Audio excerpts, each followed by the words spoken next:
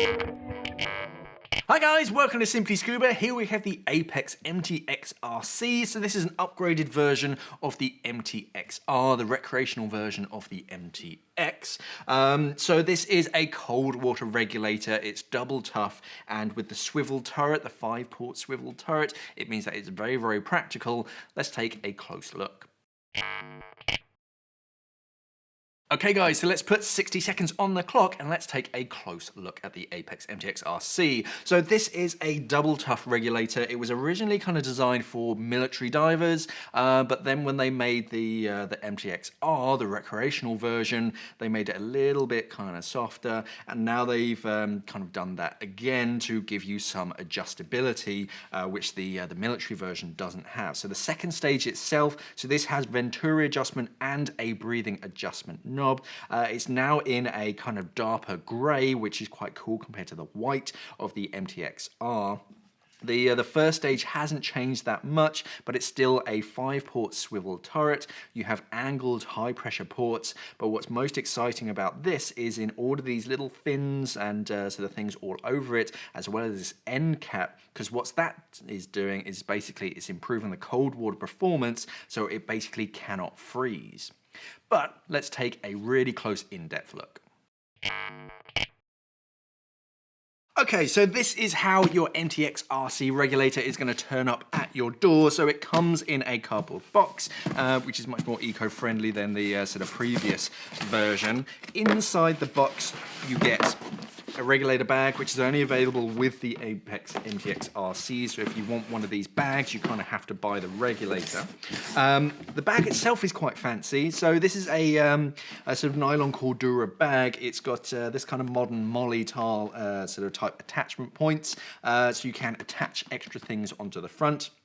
Velcro sort of sections on here, so if you've got any Velcro patches that you like, you can attach these onto there and kind of make it your own personalized. Big grab handle on the top. We've got an adjustable kind of shoulder strap, which I'll show you in a second, and other than that, that's pretty much it on the outside. Double pinch clip opening to keep that lid down. There's your shoulder strap just kind of flopping out there. You can remove that if you so wish, but otherwise if you don't want to use it as a regulator bag, you can just use this as a normal kind of shoulder bag.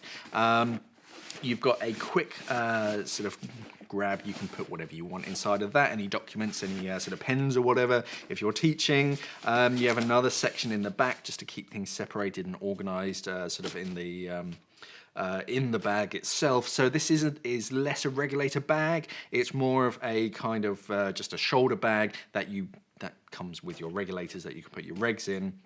The top itself is elasticated, bungeed, so this kind of gusset, so it keeps everything in, but then it keeps it nice and tidy. And then yeah, on the inside you have your regulators.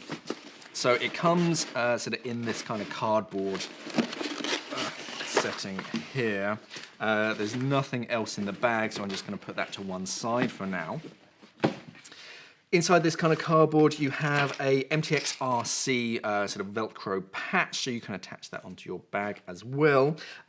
You have a CD, which is going to be your kind of user manual and sort of information on the regulators, so you can pop that in your CD drive and take a look. And then you have the regulator itself. So just getting rid of the cardboard. Okay, so now let's take a really close in-depth look at the actual regulator. So starting with the first stage, so this is a 5-port swivel turret, and what that means is underneath this kind of end cap here, you can pop that off and there's a 5th low pressure port coming straight out of the top.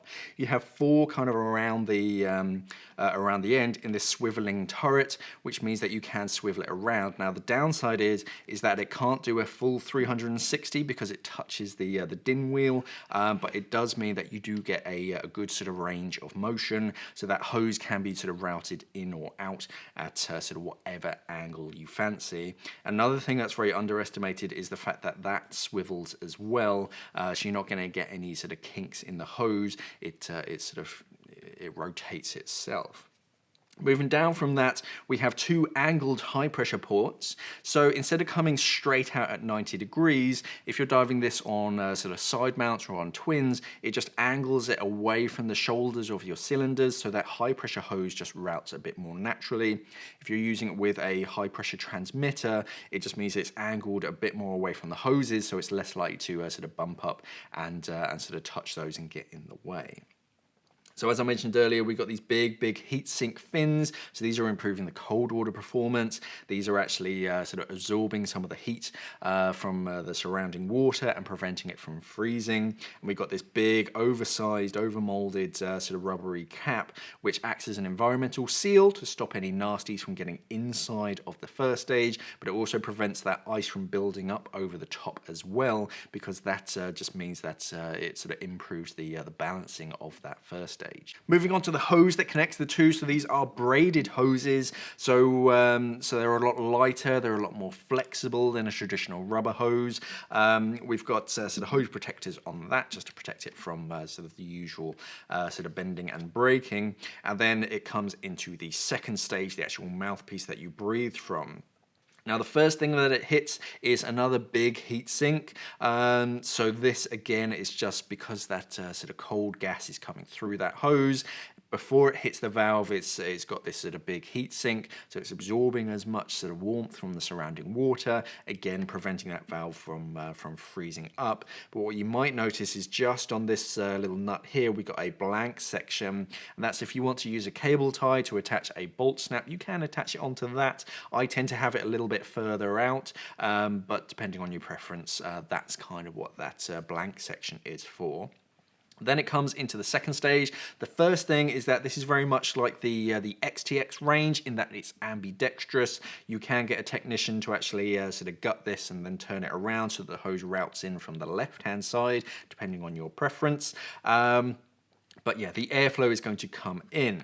So on the front cover, we've got a metal front cover. Again, it acts as a bit of a heat sink. It also means it's nice and strong. We've got the over-molded sort of rubbery material around that, which gives it a good sort of aesthetic. And if you know what you're doing, it gives it a little bit easier to get that front cover off.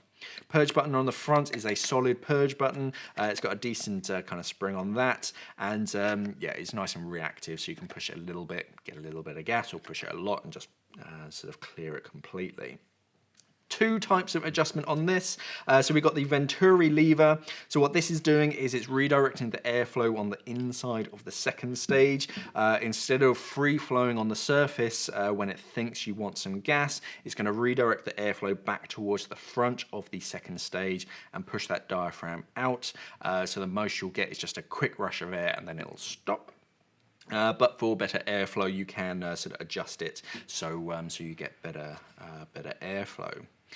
What makes this different from the Apeks MTX R is this sort of adjustment, this sort of control knob, and this is big, chunky. It's made out of metal. It's got a real sort of knurled sort of material, so even if you've got big clunky gloves on, you can really adjust that with ease. And if it's screwed all the way out, it makes it very light breathe, but if you screw it all the way in, it makes it quite stiff and less likely to free flow. So depending on sort of whether it's used as a primary or an alternate is kind of where you're going to sort of have that set.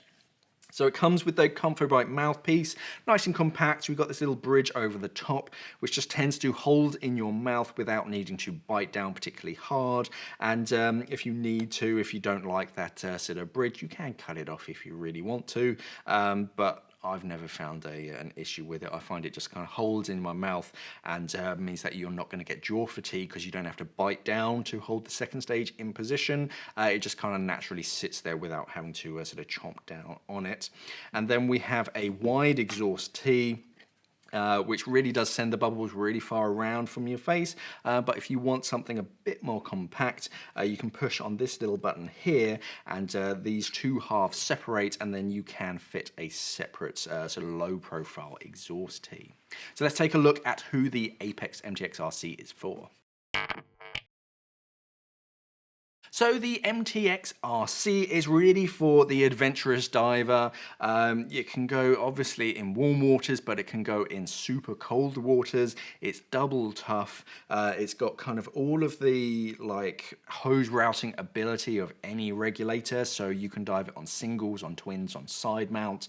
It's kind of very customizable because the hose routing in the second stage, it's ambidextrous. If you needed to come out of the left side, you can. It's a little bit sort of overkill for sort of most recreational diving. It's got everything. This can take Arctic levels of diving, and it can take quite a beating as well. So for most recreational diving, it's probably a little bit much, but if you do really want the regulator that can go pretty much anywhere, then the Apeks MTX R is definitely worth looking at.